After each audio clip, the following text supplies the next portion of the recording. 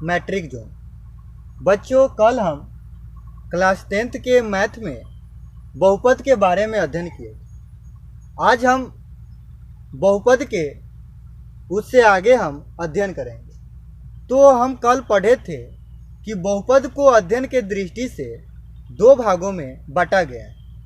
बहुपद को अध्ययन के दृष्टि से कितने भाग बांटा गया है? दो भागों में। एक हो जाएगा पद के आधार पर और दूसरा है घात के आधार। तो पद के आधार पर बहुपद क्या होता है? तो पद यानी पद के आधार पर तो पद क्या होता है? जैसे हम देखते हैं लिखा होता है 1 2 3 4 5 डॉट डॉट डॉट, इसको हम पद बोलेंगे। इसको क्या बोलेंगे? पद। तो जैसे 1 है, 2 है, 3 है, 4 है, 5 है, तो ये क्या है? पद है। और घात जैसे लिखा होता है x के पावर 8, तो ऊपर वाला को हम बोलेंगे घात और नीचे वाला को बोलेंगे आधार। यानी ऊपर वाला को घात कहते हैं और नीचे वाला को आधार कहते हैं। तो क्वेश्चन है कि बहुपद को अध्ययन के दृष्टि से कितने भाग बांटा गया? दो भागों में। कौन कौन? तो हो जाएगा पद के आधार पर और दूसरा है घात के आधार। तो पद के आधार पर बहुपद को भी 4 भागों में बांटा गया। तब कौन कौन? तो पद के आधार पर जो बहुपद होते हैं, फर्स्ट है एक पदी बहुपद, द्विपदी बहुपद, त्रिपदी बहुपद और चतुर्थ पदी बहुपद। तो कल हम एक पदी बहुपद और द्विपदी बहुपद के बारे में पढ़ चुके हैं। पिछले वीडियो में हम एक पदी और द्विपदी बहुपद के बारे में पढ़ चुके हैं। तो अब हम यानी रिवाइज कर लेते हैं कि एक पदी बहुपद क्या है। तो एक मतलब क्या? एक। और पद मतलब क्या? संख्या। तो पद मतलब संख्या, एक मतलब एक, यानी वैसे बहुपद जिसमें केवल एक पद होते हैं उसे हम एक पदी बहुपद कहते हैं। द्विपदी, तो द्वि मतलब क्या? दो, और पद मतलब क्या? संख्या। तो वैसे बहुपद जिसमें दो पद होते हैं उसे हम द्विपदी बहुपद कहते हैं। यहाँ तक हम पिछले वीडियो में पढ़ चुके हैं। इससे आगे हम अब अध्ययन करेंगे। तो त्रिपदी बहुपद, तो यहाँ संख्या आता है कि त्रिपदी बहुपद। तो त्रि मतलब क्या होता है? 3। त्रि मतलब 3 और पद यानी पद मतलब संख्या। पद मतलब संख्या, यानी वैसे बहुपद जिसमें 3 पद होते हैं उसे हम त्रिपदी बहुपद कहते हैं।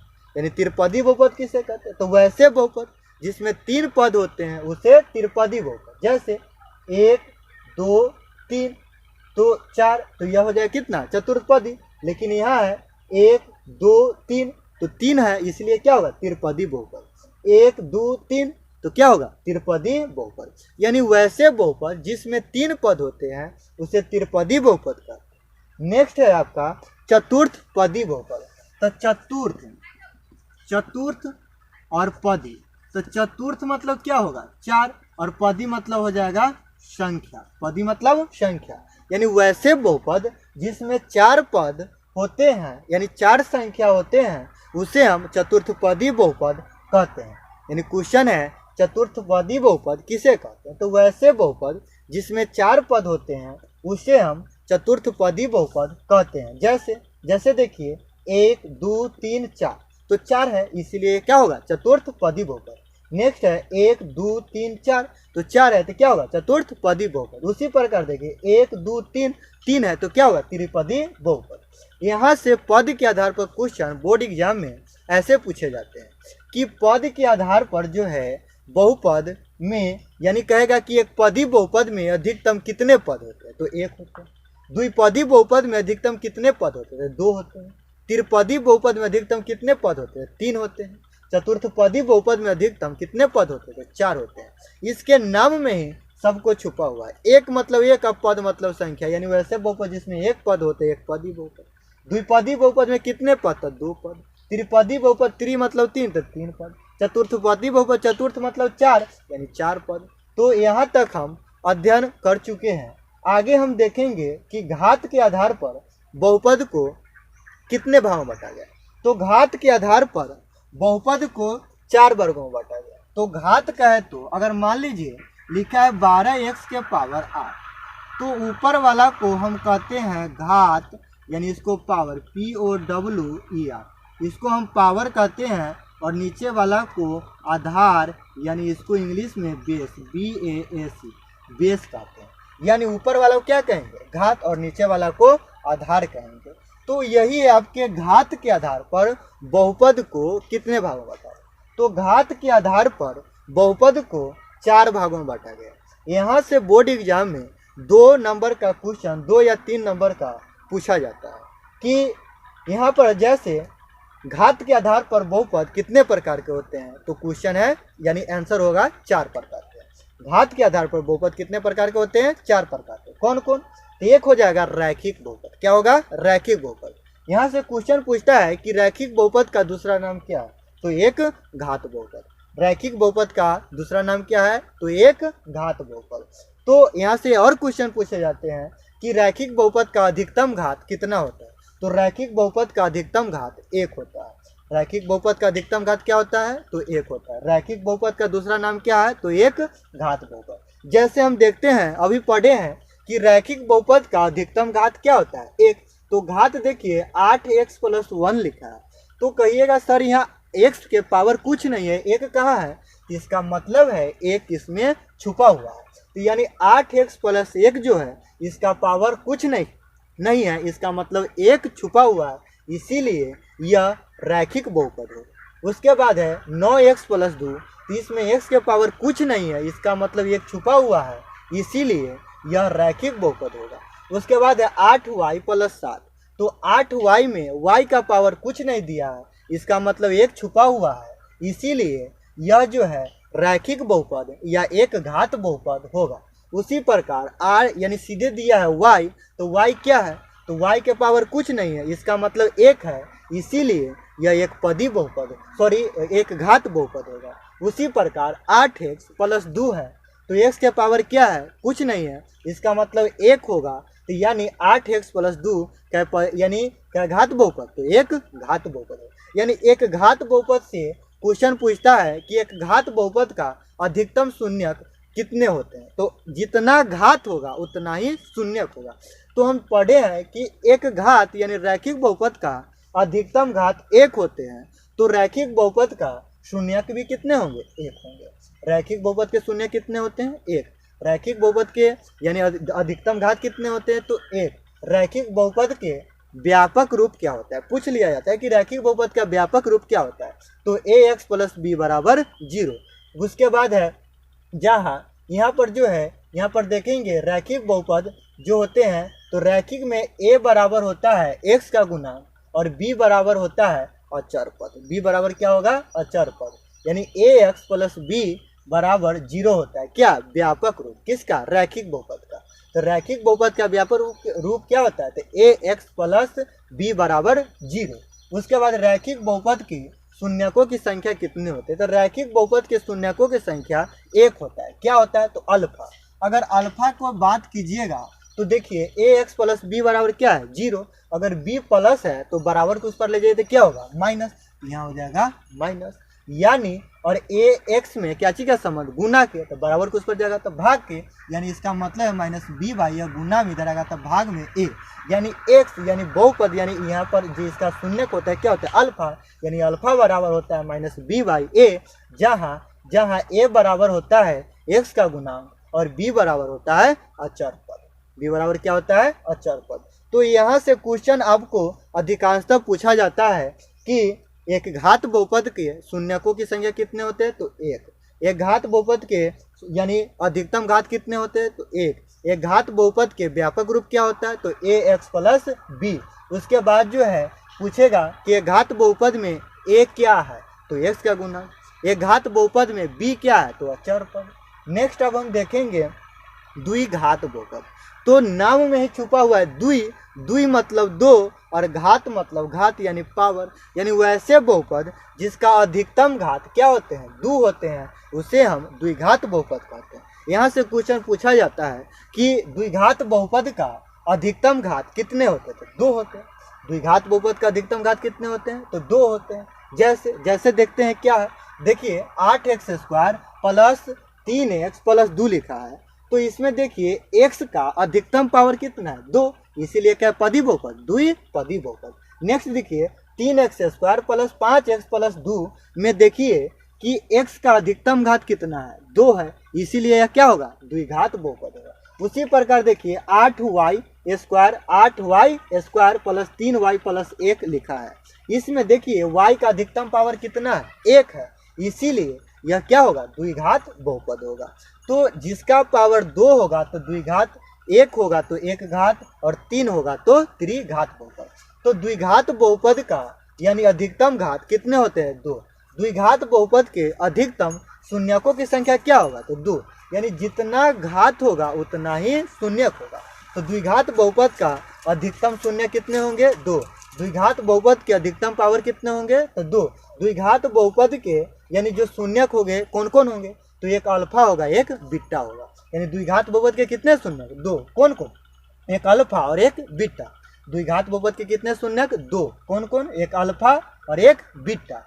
तो उसके बाद क्वेश्चन पूछा जाता है द्विघात बहुपद से कि द्विघात बहुपद का व्यापक रूप क्या होता है। तो व्यापक रूप होता है ax² plus bx plus c बराबर 0। द्विघात बहुपद का व्यापक रूप क्या होता है, तो ax² plus bx plus c बराबर क्या होता है, 0। उसी प्रकार द्विघात बहुपद के शून्य कितने होते हैं, तो 2। कौन कौन, अल्फा और बीटा।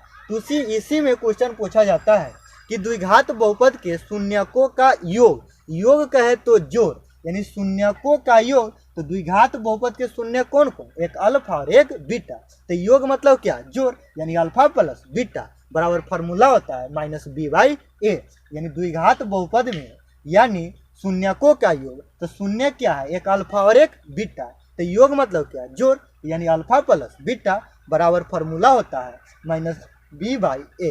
उसके बाद है दूसर का है कि द्विघात बहुपद के शून्यकों का गुणनफल। तो द्विघात बहुपद का शून्य क्या होता है, एक अल्फा और एक बीटा, गुणनफल यानी अल्फा इंटू बीटा बराबर फार्मूला क्या होगा, तो c/a। तो द्विघात बहुपद के शून्यकों का योग यानी अल्फा प्लस बीटा बराबर होता है -b/a, और द्विघात बहुपद के शून्यकों का गुणनफल यानी अल्फा इंटू बीटा बराबर होता है c/a, जहाँ a बराबर होता है x² का गुणांक, b बराबर होता है x का गुणांक और c बराबर होता है अचर पद।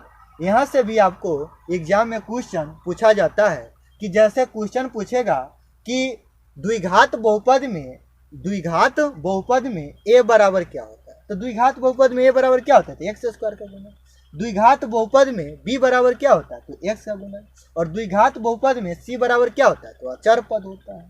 नेक्स्ट है, आगे हम देखेंगे कि जब द्विघात बहुपद के अगर मान लीजिए शून्यकों का योग यानी अल्फा प्लस बीटा, शून्यकों का योग दे दिया जाए और द्विघात बहुपद के शून्यकों का गुणनफल यानी अल्फा इंटू बीटा दे दिया जाए और आपको कहें कि बहुपद ज्ञात करें, तो इसके लिए फॉर्मूला होता है x² minus alpha plus beta into x plus alpha into beta.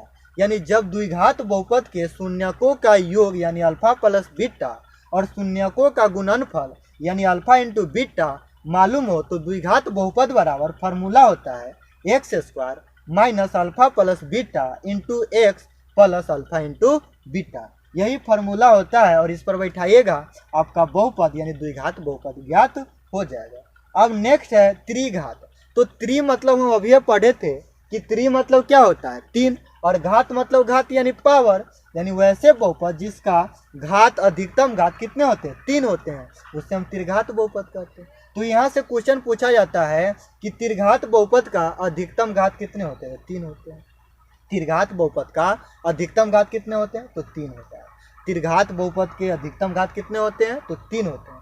त्रिघात बहुपद के जो है आपको पूछेगा कि त्रिघात बहुपद के अधिकतम घात कितने होंगे, तो 3 होंगे। जैसे देखिए, जैसे दिया है आपको 8x के पावर 3 प्लस 5x² प्लस 2 दिया हुआ है, तो कहेगा ये क्या पदी बहुपद है। तो इसका हम देखेंगे कि अधिकतम घात कितना है यानी पावर कितना है, तो घात अधिकतम 3 है, इसीलिए यह त्रिपदी बहुपद होगा। नेक्स्ट है कि 9x के पावर 3 प्लस 8x² प्लस 2, इसमें देखेंगे कि अधिकतम घात कितना है, तो अधिकतम घात इसमें भी हम देखते हैं 3 है, इसीलिए यह त्रिघात बहुपद है। उसी प्रकार दे दिया y के पावर 3, कहेगा यह यानी क्या घात बहुपद है। तो देखते हैं कि y का अधिकतम पावर 3 है, इसीलिए यह त्रिघात बहुपद है।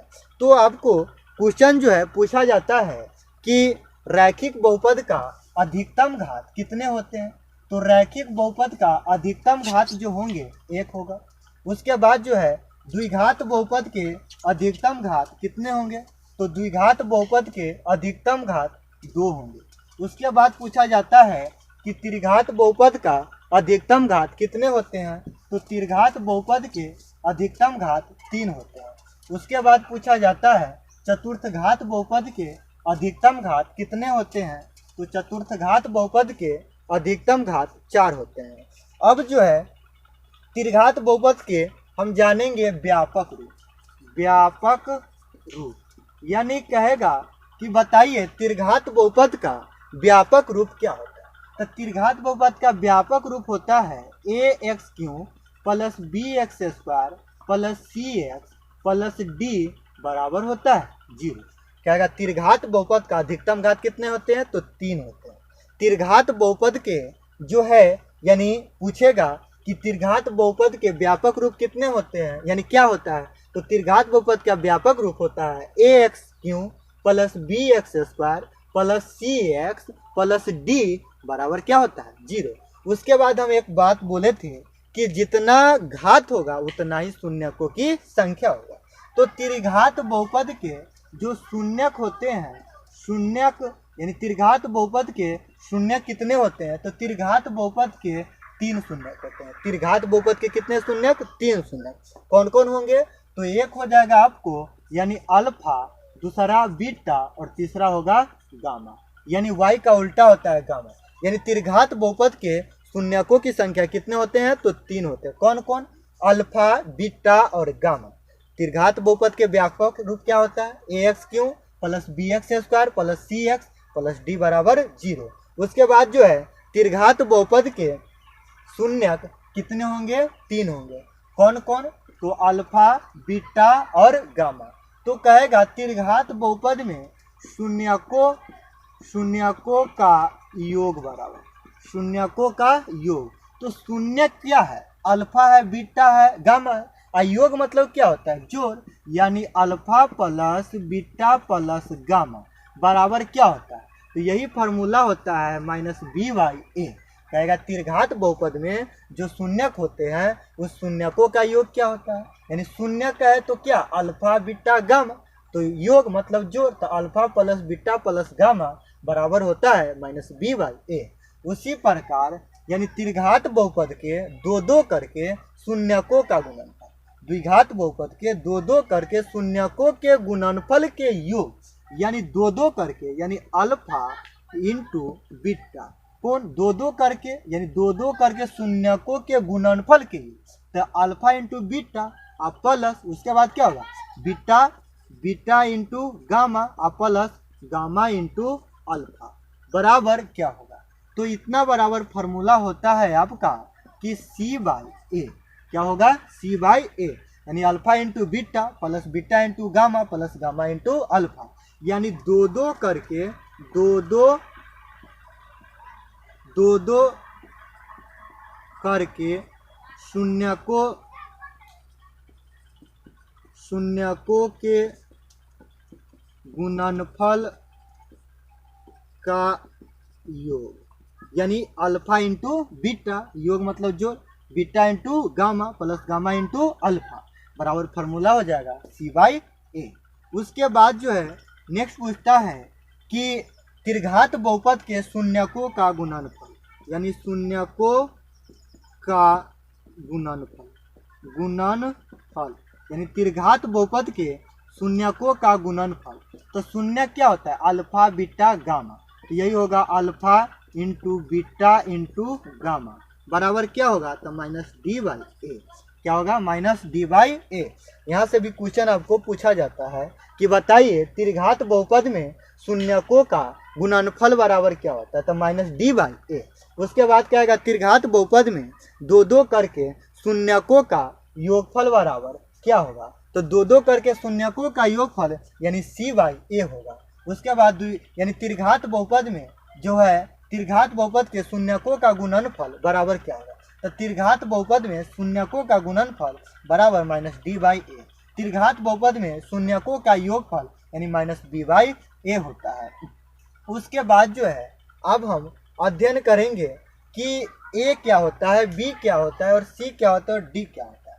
तो यहाँ हम देखते हैं कि त्रिघात बहुपद में जैसे दिया होता है, जैसे मान लीजिए कि दे दिया जहाँ जो है ए बराबर होता है, त्रिघात बहुपद में ए बराबर होता है एक्स क्यू का गुणा, एक्स क्यू का गुणा। त्रिघात बहुपद में ए बराबर क्या होगा, एक्स क्यू का गुणा। बी बराबर क्या होगा, तो बी बराबर होगा एक्स स्क्वायर का गुणा, बी बराबर क्या होगा, एक्स स्क्वायर का गुणा।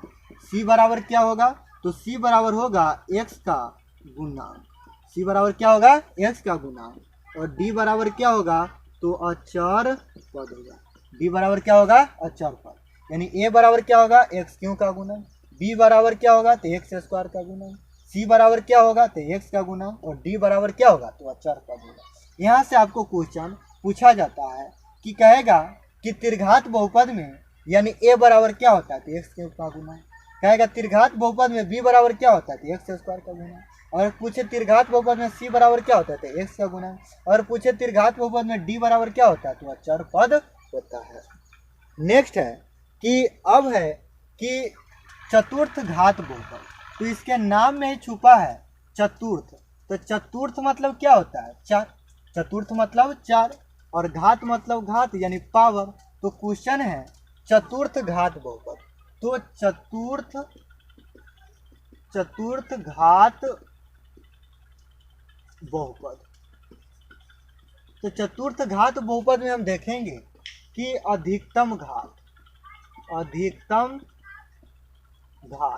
चतुर्थ घात बहुपद का अधिकतम घात क्या होगा। तो चतुर्थ घात बहुपद का अधिकतम घात होता है आपका चार। चतुर्थ घात बहुपद का अधिकतम घात क्या होगा, चार। तो कहेगा निम्नलिखित में कौन चतुर्थ घात बहुपद, जैसे देखिए एक्स के power 4 plus 3 x square plus 5 x plus 1 दिया है। तो इसमें हम कैसे पहचानेंगे कि कौन सा बहुपद। तो देखिए इसका अधिकतम घात क्या है, 4 है, इसीलिए यह हो जाएगा चतुर्थ घात बहुपद। और एग्जाम्पल देखते हैं, जैसे y के पावर जो है y के power 4 plus Y Q plus Y plus 1 दिया है। तो इसमें देखेंगे कि y का अधिकतम घात कितना है, तो 4 है। जब y का अधिकतम घात 4 है इसीलिए यह चतुर्थ घात बहुपद है। तो क्वेश्चन पूछा जाता है कि चतुर्थ घात बहुपद के अधिकतम शून्य कितने होंगे, तो 4 होंगे। अधिकतम घात कितने होंगे, तो घात कितना होगा, तो 4 होगा। अधिकतम शून्य कितने होंगे, तो यानी